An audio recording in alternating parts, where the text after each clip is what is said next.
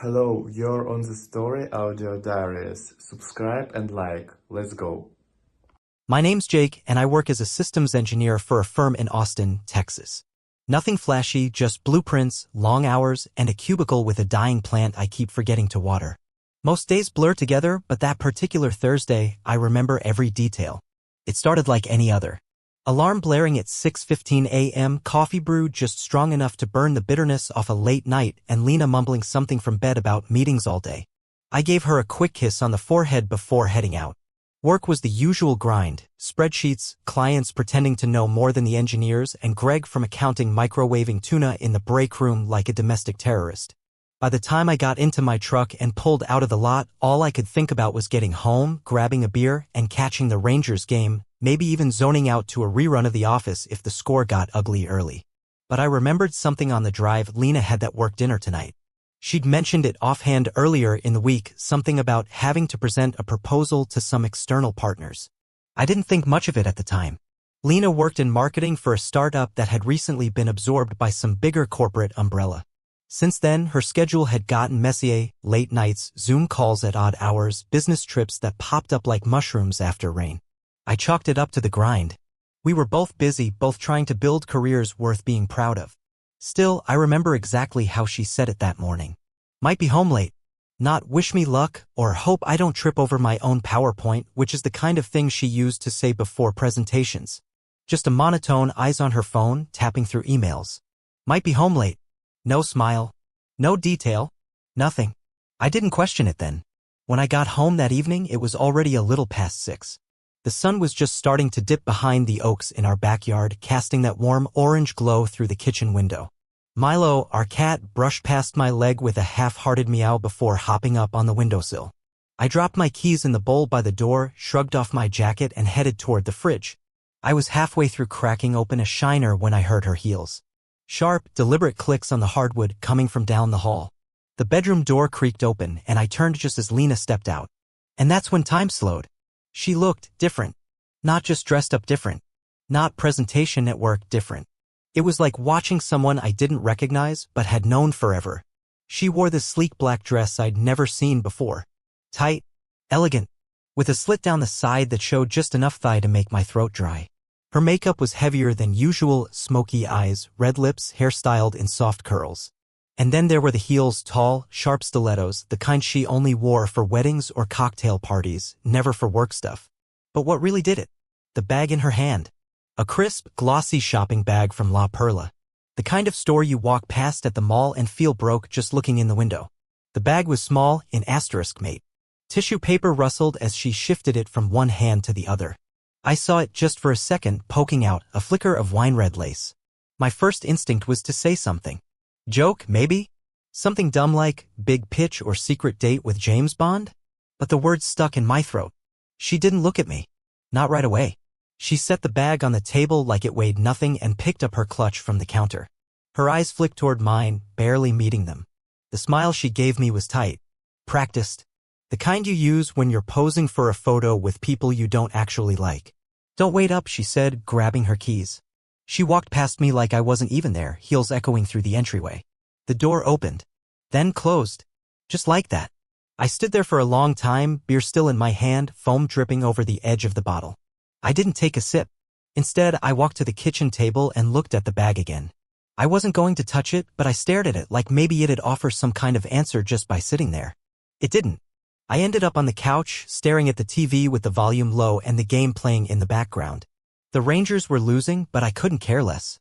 My mind was elsewhere. Running through the past few weeks like security cam footage, I suddenly realized I should have been paying attention to. Lena had been pulling away, hadn't she? It wasn't just the late nights. It was the phone never being left out anymore, always face down or in her purse. The quick swipe away from whatever app she was using when I walked into the room. She used to laugh at the dumbest things, those ridiculous cat videos, or the way I'd overseason her chicken just to see if she'd notice. Lately, her laughter had this hollow ring to it. Like she was playing a role, not really feeling it. And me? I let it slide. Because I trusted her. Because I believed in what we had. But standing there in our quiet house, with that black dress still seared into my mind and the smell of her perfume lingering in the air, I realized something. Something was off. Off in a way I couldn't explain yet. But I felt it. deep in my gut. Like a low drumbeat of dread I didn't know how to shut off. Maybe it was nothing. Maybe I was overthinking it. But that night, as the game ended and the house slipped into silence, I stared at the ceiling from our empty bed and felt something I hadn't felt in a long time. Alone. And maybe, just maybe, lied to. You ever get that gut feeling? Not the kind that comes from a sketchy taco truck. I mean the real kind. That low, humming unease in your chest when something doesn't add up, like your brain can't explain it yet, but your body already knows the truth. That was me the morning after Lena's work dinner. I woke up alone.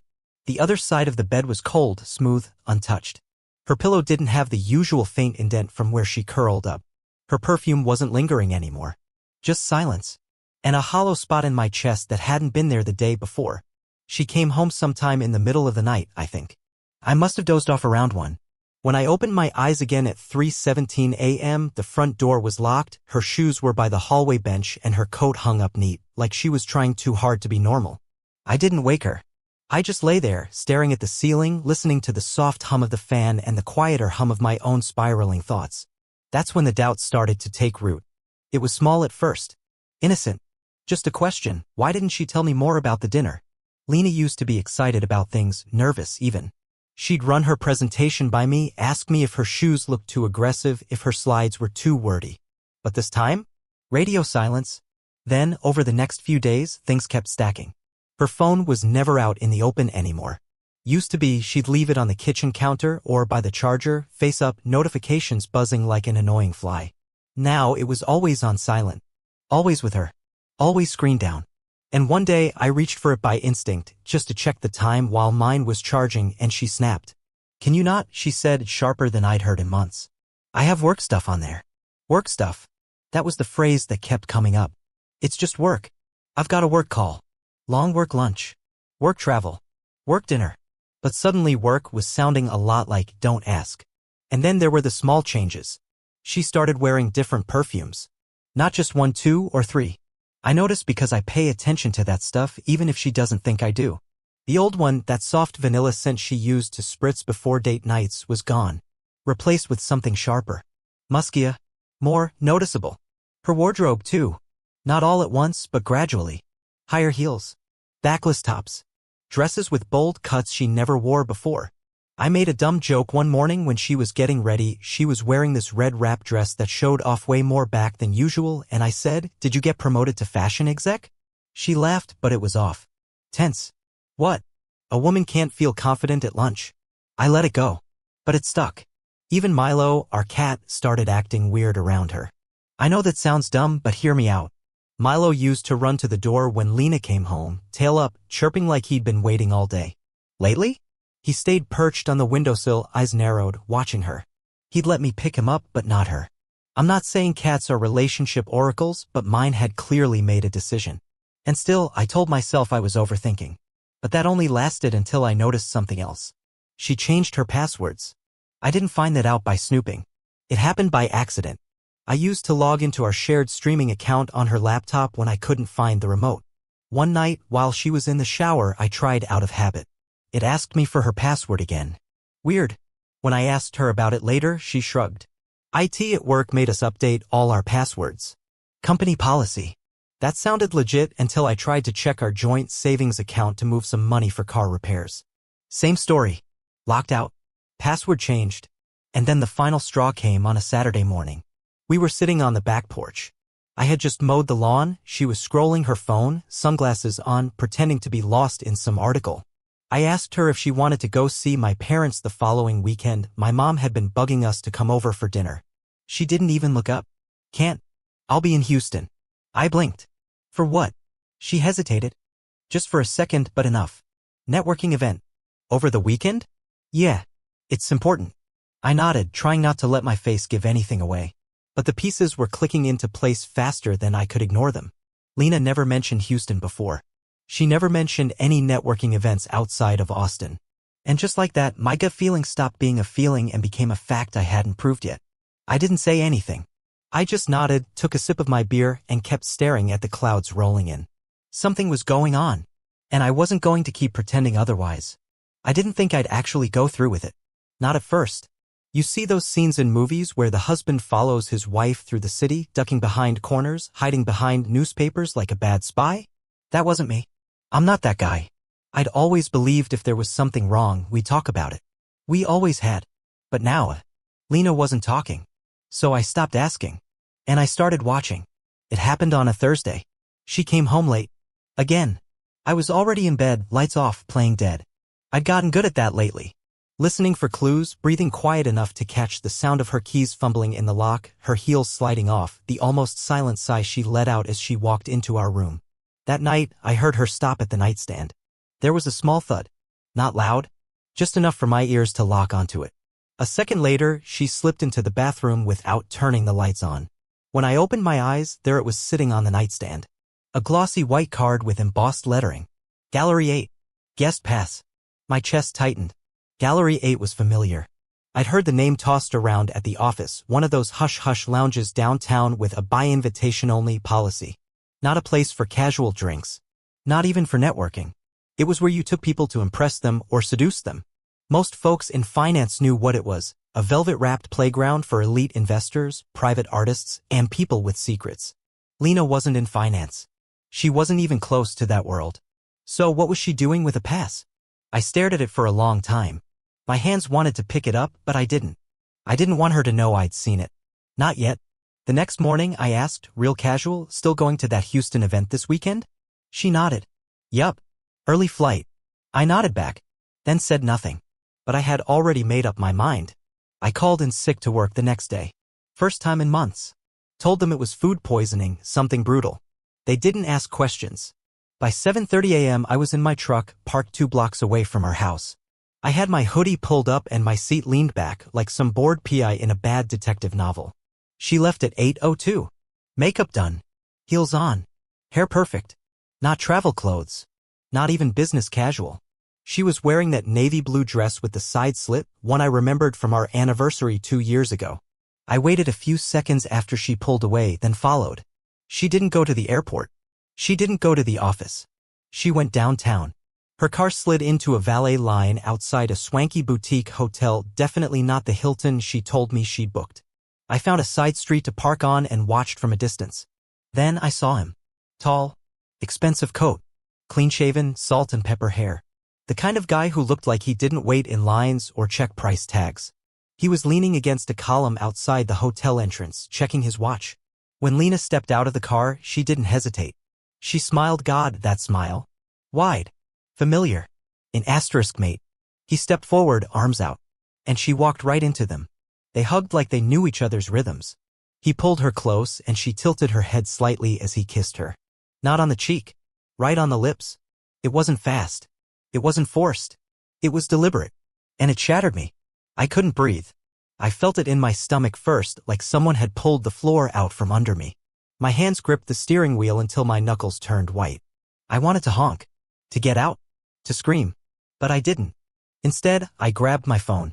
And I took a picture. They walked inside, laughing. Like they had nothing to hide. I didn't follow. I didn't need to. I sat in my car for almost an hour. The picture still open on my phone. My stomach churning. Everything I had been denying for weeks was real. The perfume. The dresses. The distance. The secrecy. All of it was leading to this. I went home. I don't remember driving. My hands were shaking the entire time. My head felt like it had been stuffed with cotton. All I could think about was how many times this had happened, how many lies I had swallowed, trying to be the good, trusting husband. She came home that night around 11. Smiling. Said the flight got delayed. Blamed the airline. Blamed traffic. Gave me a quick kiss on the cheek like she always did, then disappeared into the bathroom to wash off the lie. And I sat on the couch, staring at the picture on my phone. The moment that tore the blindfold off. The truth finally exposed. Once you see it, really see it, there's no going back. The kiss. The man. The way Lena leaned into him like she belonged there. It played in my head over and over again like some sick movie trailer I didn't ask to watch. And the worst part? The way she came home and acted like nothing happened. Like she hadn't just set our marriage on fire a few hours earlier. That was the moment everything shifted. I stopped grieving and started digging. I'm not proud of how obsessed I became. But when you realize your life is being rewritten behind your back, you start clawing for the pen. It started with our shared accounts. I hadn't looked closely in months. Lena handled the bills, the budgeting, the joint credit card. She was good with money, I thought. We both were. Responsible. Balanced. I trusted her with everything. So when I saw that our savings account was down over 12 grand, my heart stopped. It wasn't missing all at once. No, it was death by 1,000 cuts. Transfers here, payments there, Venmo charges I didn't recognize until I followed one rabbit hole deep enough to see a name I'd never seen before attached to a payment description, Slatonist LLC. I paused. That wasn't a subscription. Wasn't a purchase. It looked like a business. So I Googled it. Turns out Slatonist LLC was real. Registered in Texas. A small marketing consultancy with one physical location leased just a few weeks ago. In Houston. I scrolled further. My name was on it. I sat there, blinking, my finger frozen over the trackpad. My full name. Listed as co-owner. My signature on the registration form. My email. My address. But I had never touched that paperwork. Never seen that lease. Never authorized anything. It was forged. Lena had forged my signature. I called our accountant, Ron. Retired Marine, straight shooter, the kind of guy who never missed a detail. He'd done our taxes for years. I told him I had questions about a business filing. He pulled up the records in seconds. Yeah, Jake, I remember it. Lena emailed me in March. Said you two were starting a family-run consulting gig, Slatonist LLC. Said you wanted to claim some deductions early since the business would be filing separately. Everything looked legit. Did I sign anything? Digitally, yeah. Used the DocuSign app. It was your email. Why? I didn't answer. My throat went dry. I asked him to send me a copy of the file. When it landed in my inbox, I opened the PDF and stared at it like it might explode. There it was, my name. My forged signature. A lease agreement. Business license. Articles of formation. All electronically signed by me. Lena had access to all my personal info. My passwords. My driver's license scan. It wouldn't have been hard. But why? That question haunted me. So I looked deeper.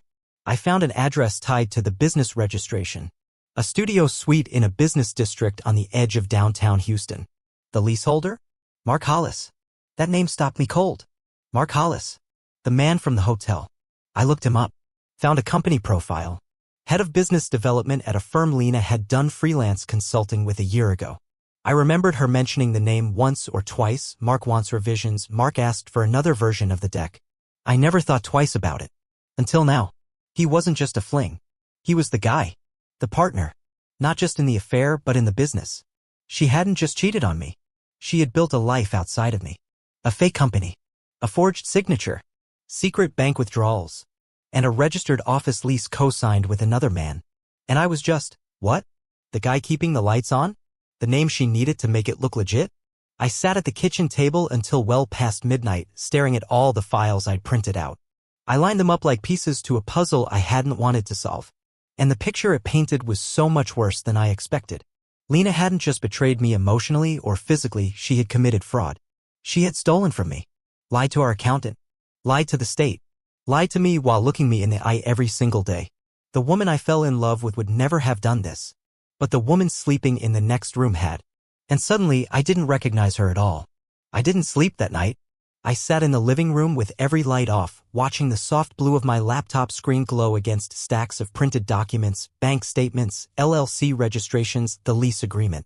The guest pass to Gallery 8 was still in my pocket, creased from how tightly I'd gripped it earlier. I wasn't even angry anymore. Just, still. Like the calm after a storm when you're surveying the damage and trying to figure out where to start. I didn't scream. I didn't punch walls. I didn't drink myself into oblivion. I just sat there, planning. I wanted her to know I knew. But not in a fit of rage. Not in some emotional showdown she could twist into a we both messed up narrative. I wasn't giving her an out. I was giving her facts. I gathered everything into a folder. Neat. Organized. Chronological. The kind of thing a lawyer could skim through and say, we've got this. I slid it all into a black binder and placed it on the dining room table. Then I waited. Lena got home a little after 7. I heard the garage door rumble, the beep of her car locking, the usual shuffling of keys and heels on tile. She was humming to herself. Casual. Like it was just another Tuesday. She rounded the corner into the kitchen, saw me sitting there, and froze. I didn't say a word. Just slid the folder across the table. She stared at it. Then at me. What's this? Open it. Her fingers hesitated on the edge, then flipped the cover back. She scanned the first few pages, credit card statements, transfer histories, screen grabs from the Slatonist website. By page 4, her face had gone pale. Page 7 was the Houston lease. Page 10, my signature. She looked up at me, her mouth opening, but I cut her off before a single syllable could land. Don't, I said quietly. Just, don't. She looked down again, flipping faster now. Gallery 8 guest pass. Photos of her with Mark. Social media polls. Timeline breakdowns. The whole story laid out in bulletproof order. She didn't make it to the end. She closed the folder and sat down, her hands trembling just slightly. It's not what you think, she whispered. My jaw clenched. I kept my voice even. What do I think it is, Lena? Enlighten me. She blinked. Swallowed hard. Then looked up at me with tears already forming. I didn't mean for it to get that far. That far. I repeated dryly. Is there a unit of measure I'm not aware of for emotional and financial betrayal? Her lips quivered. It started out as business. I swear. Mark had this idea. He needed someone to help with branding, and I thought maybe it could be something of my own. Something ours. I didn't know how to tell you. So instead I said, you stole from me. You forged my name. You lied to our accountant. And you slept with the guy you started a fake company with. It wasn't fake, she said quickly, almost defensive. We had a real plan. Real clients. I raised an eyebrow. You forged my name, Lena. That shut her up. For a second. Then came the flood. I just wanted to feel alive again, she said, the words tumbling out in waves. You've been so distant lately. Always working. Always tired. I felt invisible. And Mark, he saw me. He made me feel like I mattered again. And the money? I asked, folding my arms. Was that part of feeling seen, too? She didn't answer. Silence filled the room. Heavy. Suffocating. I leaned back in my chair, feeling something crack and shift inside me, not anger, not betrayal. Just clarity. You know what the worst part is? I said, eyes locked on hers. It's not the affair. It's not even the money. It's that I looked you in the eye every day while you lied to me and I believed you. Because I loved you. Because I thought we were a team. I'm sorry, she whispered, barely audible. I didn't know how to stop. You could have told me, I said. You could have talked to me. Asked for help. Anything. But instead, you chose this. Tears slid down her cheeks. She didn't wipe them. What now, she asked, voice small. I stood. I reached into my back pocket and placed a second folder on the table. This goes to your lawyer, I said. You'll hear from mine tomorrow. She flinched like I'd slapped her. Jake, please. Don't do this. We can fix it. We can try therapy. Counseling. I'll walk away from the business. I'll shut it all down. No, I said calmly. You already walked away from us. Her face crumbled. The tears came faster now. She reached across the table, hand outstretched. I stepped back. And in that moment, I saw her not as the woman I married, but as a stranger. One I no longer owed my silence to. The next day felt like I was floating through someone else's life. I didn't go to work. I didn't answer texts. I just sat at the kitchen table, staring at that black folder, the one I'd handed Lena the night before. She hadn't touched it since. She spent the night in the guest room. Didn't come out. Didn't say a word. I think we both knew there was nothing left to say. But I wasn't done, not yet. Because if Mark Hollis was willing to help dismantle my life, odds were he'd done it before. Or worse, he was still doing it to someone else. I opened my laptop and searched his name. Took a while to find the right one. His LinkedIn profile was squeaky clean, full of buzzwords and fake humility. Connector of people. Visionary in brand growth. That kind of garbage. But after digging through a few mutual links, I found what I was looking for. His wife, Kelsey Hollis. Her Instagram was private, but her Facebook wasn't. She had a warm smile, the kind of person who posted photos of beach trips, dog birthdays, and corny holiday sweaters. And there he was in a few of the pictures, Mark, smiling, arm around her, every inch the picture-perfect husband. I hesitated. I didn't know what I was hoping for. Closure? Revenge? I didn't want either of those things. I just wanted someone else to understand what this felt like. So I typed a message. Hi, Kelsey. My name is Jake. This is incredibly difficult to say, and I wouldn't be reaching out if I wasn't sure. But I believe your husband and my wife have been having an affair. I'm not trying to cause trouble. I just thought you deserved to know. If you'd like to talk, I'm here. I stared at the message for what felt like an hour before hitting send. Then I closed the laptop and sat back, heart pounding. Half an hour later, she replied. Hi, Jake. I had a feeling something was wrong. Thank you for reaching out. Can we talk?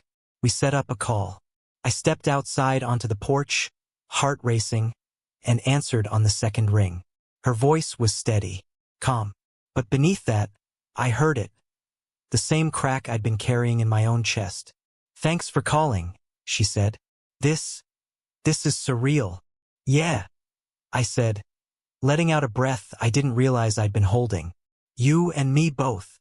She told me her side. Mark had been distant for months. Always traveling for work. Always on back-to-back calls. Always just a little too guarded. He stopped wearing his wedding ring. He changed his phone password. She found a hotel receipt in his suitcase from a trip that was supposed to be 1 night but somehow turned into 3. And now, she said, it all made sense. I asked him about the lease in Houston, she told me. He said it was temporary office space. Said it was for client meetings. I had no idea your wife was involved. I didn't either, I said. Not until it was too late. We both went quiet for a beat. Then she said something that hit me like a gut punch. I think they've been planning this for a long time. I didn't respond right away, because I had been thinking the same thing. The secrecy, the money, the fake LLC, the way they moved around each other so easily in that hotel lobby. Like they weren't new at this. This wasn't a one-time mistake. This was deliberate, built, chosen. They stopped choosing us, I said quietly. Somewhere along the line, they just stopped. Kelsey exhaled. Yeah, that's exactly it. We talked for nearly an hour. She told me about their dog, how she'd been thinking about having kids. I told her about the cat, about Lena's sudden change in style and perfume, about how I kept waiting for it to be a bad dream I'd eventually wake up from. But it wasn't a dream, and neither of us were crazy. We were just casualties in someone else's chase for something else. At the end of the call, I asked her if she planned to confront him. I already did, she said. He denied it at first. Then I mentioned your name and he shut down. He knows it's over. Same here, I said. I'm moving out this weekend. I'm staying with my sister, she replied. I don't even want to breathe the same air as him right now. There was a pause, and then she said, Thanks, Jake, for reaching out. I know it probably wasn't easy. No, I said, but I'm glad I did, because as strange as it was, talking to Kelsey was the first time since everything blew up that I didn't feel completely alone. Thank you for watching. Subscribe and like. Bye bye.